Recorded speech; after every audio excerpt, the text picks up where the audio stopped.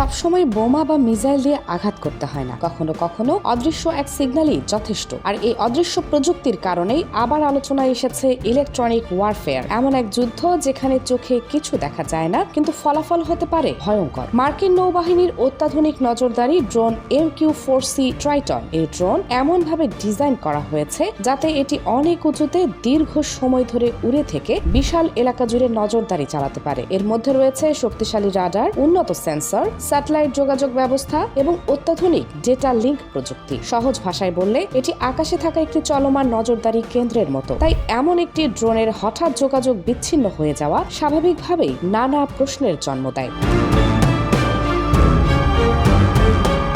ঘটনার সময় ড্রোনটি নিয়মিত মিশনে ছিল, সবকিছুই ঠিকঠাক চলছিল, গ্রাউন্ড কন্ট্রোলের সঙ্গে যোগাযোগ ছিল স্বাভাবিক। কিন্তু হঠাৎ করেই সিগন্যাল দুর্বল হতে শুরু করে। কিছুক্ষণের মধ্যেই যোগাযোগ সম্পূর্ণভাবে কেটে যায়, রাডার ট্র্যাকিং ব্যাহত হয়। এরপরই ড্রোনটি কার্যত স্ক্রিন থেকে উধাও হয়ে যায়, না কোনো বিস্ফোরণ, না কোনো আঘাতের চিহ্ন। ইলেকট্রনিক ওয়ারফেয়ার মূলত তিনভাবে কাজ করতে পারে। প্রথমত, সিগন্যাল শনাক্ত করা, দ্বিতীয়ত সেই সিগন্যাল বিশ্লেষণ করা, তৃতীয়ত প্রয়োজনে সেটিকে জ্যাম বা বিভ্রান্ত করা। এই কারণেই অনেক সামরিক বিশেষজ্ঞ ইলেকট্রনিক যুদ্ধকে অত্যন্ত গুরুত্বপূর্ণ মনে করেন, কারণ এতে সরাসরি ধ্বংস না করেও শত্রুর প্রযুক্তিকে কার্যত নিষ্ক্রিয় করা সম্ভব। কোনো বোমা ছাড়াই, কোনো ক্ষেপণাস্ত্র ছাড়াই শত্রুর যোগাযোগ ব্যবস্থা থামিয়ে দেওয়া যায়।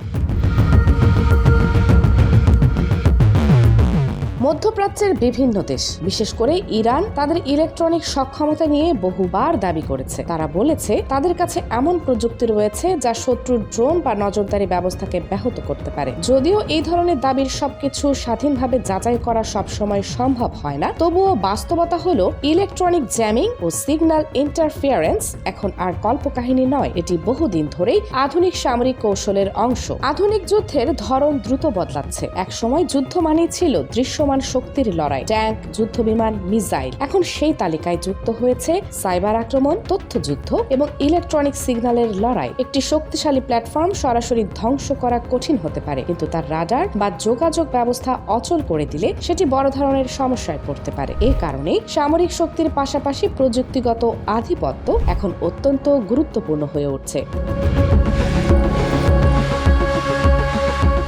ভাবুন, একটি যুদ্ধজাহাজ সমুদ্রে চলছে, তার রাডার যদি হঠাৎ কাজ বন্ধ করে দেয় তাহলে সেটি আশেপাশের হুমকি সঠিকভাবে বুঝতে পারবে না। একটি ড্রোন যদি জিপিএস ভুল তথ্য পায় তাহলে সেটি ভুল পথে চলে যেতে পারে। একটি যুদ্ধবিমান যদি যোগাযোগ হারায় তাহলে সেটির জন্য পরিস্থিতি অত্যন্ত ঝুঁকিপূর্ণ হয়ে ওঠে। অর্থাৎ অদৃশ্য প্রযুক্তির মাধ্যমেই বড় ধরনের প্রভাব তৈরি করা সম্ভব। সব মিলিয়ে আধুনিক যুদ্ধ এখন অনেকটাই অদৃশ্য প্রযুক্তির উপর নির্ভরশীল। এখানে সবসময় বিস্ফোরণের শব্দ শোনা যায় না, ধোঁয়াও দেখা যায় না, কিন্তু অদৃশ্য সিগন্যালের আঘাতেই বদলে যেতে পারে পুরো পরিস্থিতি। এ কারণেই ইলেকট্রনিক ওয়ারফেয়ার আজ সামরিক কৌশলের একটি বড় অংশ হয়ে উঠেছে।